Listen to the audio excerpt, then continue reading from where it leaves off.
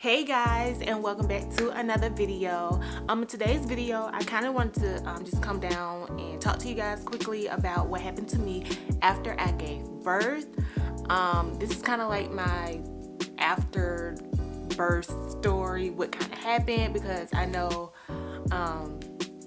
I did receive a lot of people asking me questions when I was going through what I was going through, but I wasn't really ready to talk about it yet because I was still trying to process everything that had happened. So before I get too far into detail with the video, definitely I want you guys to go ahead and hit that subscribe button, give this video a thumbs up and share it, because I feel like after I tell my story and bring more awareness to the situation, it will probably bring like more it will probably get more people involved to help stand up and use your voice if you ever went through this. So let's go ahead and get into it. Okay, so as you all may know, if you don't know, I just gave birth to our baby boy 2 months ago. He'll be 3 months actually on the 14th, so a big ups to him. He's such an amazing baby. So after I gave birth to him, of course I was on a high. I was like, I just gave birth to this baby. I feel like Superwoman. I labored with him for 14 hours, okay? That's not my longest birth because my oldest baby, she was 16 hours. So I was kind of, I guess, adjusted to having long birth, but I was like doing a lot of research for second baby. And of course, everybody was saying the second baby is the easiest because your body already knows what it's supposed to do and blah, blah, blah. No. Tip number 1. Don't look at that stuff, because your body is going to do whatever it needs to do to get that baby here. So don't be listening to all them blogs talking about, yeah baby, my second baby was 6 hours or 3 hours. As soon as I got there, his head was like, no. For me, I had to labor. And I labored. So after I gave birth to him, I noticed that I was really swollen. Like I had a lot of fluids on me because I had a lot of fluids going through my IV. Like I had the original IV. I had to be on a antibiotic when I was in labor, and the epidural. I had a failed epidural. So it was a lot going on at one time for me. So after I gave birth to him, of course, all of that fluid was still sitting on my body, and for the most part, I was feeling pretty amazing. But I noticed that my health really started to go downhill after, I believe it was that following Saturday, because I did go to my parents' house to support my sister for her bridal shower that she was having. And of course, I was not outside or anything like that. If anything, I was looking through the window. I was locked. I felt like Rapunzel. I was locked in the back room with my baby. No one in, no one out. So yeah. So after Saturday, I believe it was Saturday night, I got this massive headache. And it was a headache that it felt like rocks were just, somebody was banging a rock on my head, and it was like one of those throbbing headaches that just would not stop. Now I'm one of those people who don't really take medicine, stuff like that. The only medicine I probably take is a leave, if anything, and that normally would work for me because I'm prone to having headaches, but not that often. But when I do have one, a leave or two would take care of that. So I took an Aleve, thought it was gonna just sleep it off like I do everything else. No, that headache would not stop. So I ended up going to the emergency room that night and just explaining to the physicians like, hey, I just had a baby, but I'm having like this really massive headache that won't stop and stuff like that. And of course the physician, he was just telling me like, of course you just had a baby and your feet are still swollen, you're still swollen, you got a lot going on, your hormones are just trying to get back intact like they were before, so give your body time. Okay, cool. So I got discharged from the emergency room, and they didn't send me home with any medications or anything like that. So I just kind of went home and went on about my day, because at that point the headache had stopped. So fast forward to, I want to say Monday. Again, I'm not exactly 100% sure if I'm having my dates correct, but I am just trying to follow the timeline I did have or remember. So I'm gonna say fast forward to Monday, and another headache strike. So this time I'm like, okay, why do I keep having all these headaches? So what's going on? And again, these headaches that I were having, these were worse than a migraine. So try to picture a migraine on top of someone throwing rocks at your head, or just standing on top of you throwing, like banging your head with a rock.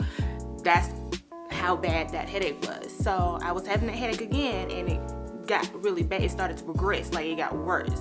As in, like, my vision started to get blurred, like my eyes became sensitive to light. I started to get nauseous, and it was really bad. So I was staying at my parents' house at that point because we had just scared them so bad. They just came and got the babies, and we just set up camp over there for basically the entire month and a half of August, kind of like end of July, mid-August. We was over there at my parents' house until they felt as though I would be good to come home and, you know, take care of my babies by myself and with my husband, of course.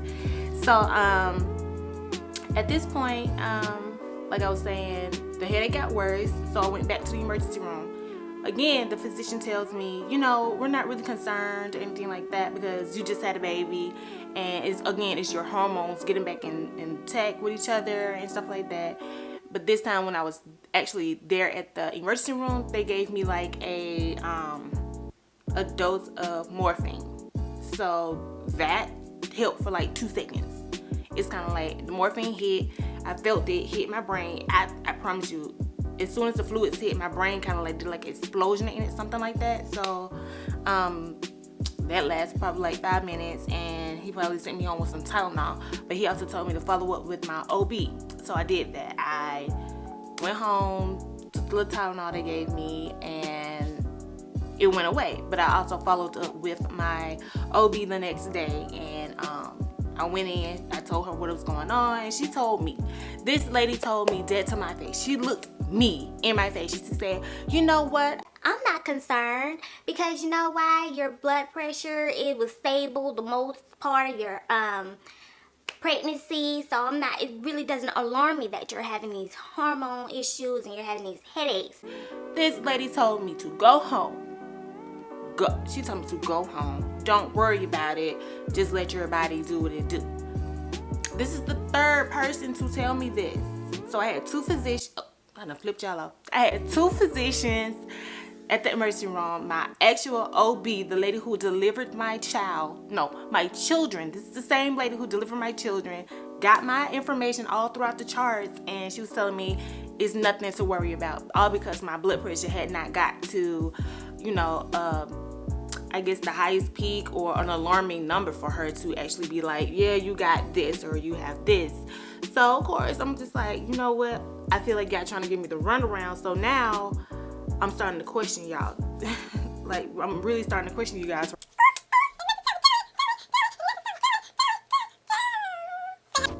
Okay, so it looks like we're gonna have a special guest with us today because I thought he would be asleep for a longer amount of time, but I guess not. So I'm gonna go ahead and continue on with the video. So like I was saying, my OB, she just sent me home and told me not to worry about anything because again, my blood pressure wasn't, so at the point where it alarmed her or anything like that. So fast forward to probably 7 hours later, I'm back in the emergency room. Yes, this is my 3rd time at the emergency room, and finally, the physician, he was just telling me, like, you have all the signs of preeclampsia. That's exactly what you're having. It's just a weird, okay, he's a little jumpy. It's just a weird case because you've already had your baby and you're basically in your postpartum part of your pregnancy, and preeclampsia normally happens during, your pregnancy. So I was just that rare case that I don't want to speak for my OB, but she was just not prepared for, what was going on with me because, again, all throughout my pregnancy, my blood pressure was stable. It was at normal numbers. Everything was normal except for, of course, what I knew wouldn't be normal was my anemia. I'm anemic, so my iron was up and down the entire pregnancy, but that was about it. So when this physician finally said, yeah, you have preeclampsia, this is what's gonna happen. Basically, I ended up back in the hospital a week after having my baby. This all happened in like a week after giving birth to him. So A week later, I'm back in the hospital. They gave me like a magnesium treatment, and that basically it kind of just sedated me, helped bring my blood pressure back down to get it stable again. The headaches were still coming, but they kind of slowed up, and they weren't as severe. But like anytime I felt like my head throbbing, that's basically what it was. So here's the crazy part. I was in the hospital on my 24th birthday. So I spent my birthday this year in the hospital. It sucked really bad. It sucked really bad because I just gave birth to him. He's a newborn baby at home, not around his mama. And then on top of that, my oldest baby, she's confused because whenever I went to the emergency room, it was like after she went to sleep, the headaches would strike like right at night. So she would be asleep already, and then she would wake up and trying to figure out where her mom and her dad was. So yeah, that was that. And then here's the crazy part. So after I got discharged from the hospital on the 26th, I ended back up in the emergency room because I don't know what was going on at this point. The magnesium treatment, it helped for 24 hours because I had to be on it for 24 hours. It helped for the day and then a few hours after that. But when I got discharged, I still had a headache. But I think at that point, I was just so eager to get home to him and my oldest baby. So I was just like, put on a strong face to get up out of there. Because at that point, I had been given the runaround. Did nobody really want to help me at that point because I felt like they had flagged my name in the system because I had been to the emergency room so many times in over a span of a week, and I just feel like they didn't want to listen to me. And I was telling them all the symptoms that I was having, and everyone just kept telling me the same thing, like, you just had a baby, you have all these fluids on you and you just need to relax and chill out. That's basically what they was telling me and sending me home. They were like, you're wasting your time coming up here because you just had a baby and all those fluids on your body, your hormones just out of whack, you just need to relax. That's what I felt, as though they were just pushing me off at the emergency room. It was frustrating because, of course, we are going through all of this pandemic, so I was the only one that can go in the emergency room. And at this point, it was like I can't relay the information the doctors are telling me back to my husband and or back to my family because I wasn't in a state of mind where I could, function like that. So it sucked. I had to do all that by myself in the emergency room. Of course, it was tough because this whole pandemic has just put everybody in a tight spot. Like, it was just weird. This whole pregnancy was weird. It started off really good. No one expected to have to go on lockdown and do all this stuff throughout the pregnancy. Like, I did the best that I could with this pregnancy, honestly. I'm forever grateful that this one is here and healthy. And I promise you, if it wasn't for what I went through, it amazes me how all of us got into this world, because what I went through, I wouldn't wish that on nobody, because that was a lot on my body, on my husband, on my family, on everybody. And my mom and I was just talking not too long ago. She was like, just think about this. 2 months ago, you was locked up in a hospital bed, couldn't see your babies, your husband was sleep deprived. He was going back and forth to my parents' house, back to our house, to the hospital. It was just like, we were okay. He was just going around in a circle trying to make sure everything and everybody was, straight, while also trying to make sure I was straight. It was just a lot.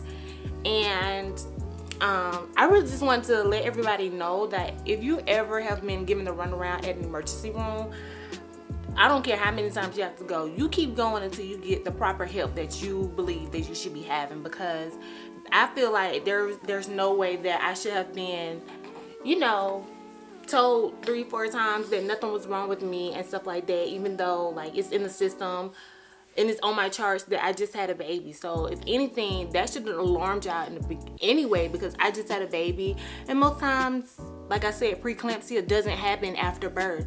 That's something that happens during pregnancy. So that should have automatically sent up some red flags to them. But for a second, I felt that way because, one, I'm African American. That puts me at a higher risk of having high blood pressure.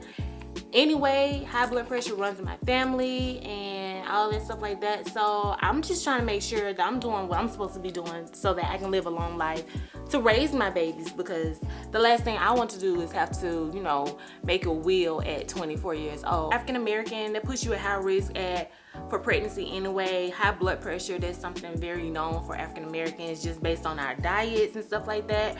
So yeah, I just want to tell you guys to like really push when you go to the emergency room. And if you're feeling ill, like trust your body. Like, you know your body better than anyone. So if you ever feel some type of way, you know, just keep pushing for the information until you get the proper treatment that you're supposed to get. Because at one point I didn't think I would even have had the magnesium treatment if it wasn't for my husband pushing me to push the physicians at the emergency room to, you know, do more tests on me and stuff like that. Like, I had every test done possible that you could think of. I had a CAT scan. I had a lot of stuff did to me. Like, at one point I even told the nurses, like, I have no more veins for you guys. Like, my veins were shot up. Like, I had been poked a million times. I feel like a million times at this point.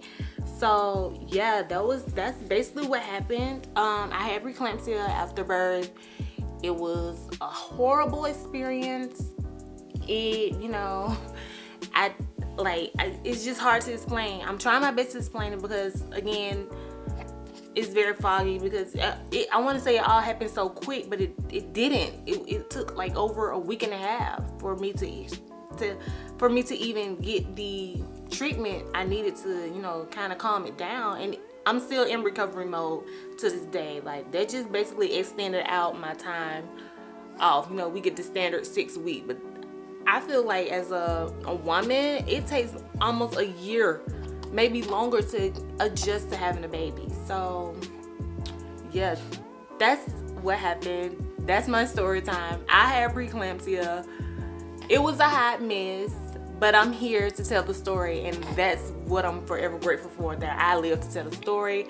Because we all know getting babies into this world, either it's so risky. It's amazing that all of us are here today, because it's just that crazy. So I'm gonna go ahead and sign off. Again, be sure to subscribe down to the channel. Give this video a thumbs up. I'm trying to hit a certain goal. I'm not gonna say what goal I'm trying to hit, but run up my subscriptions. Like this video, I'm getting slobbed on. And I will see you guys back in another video.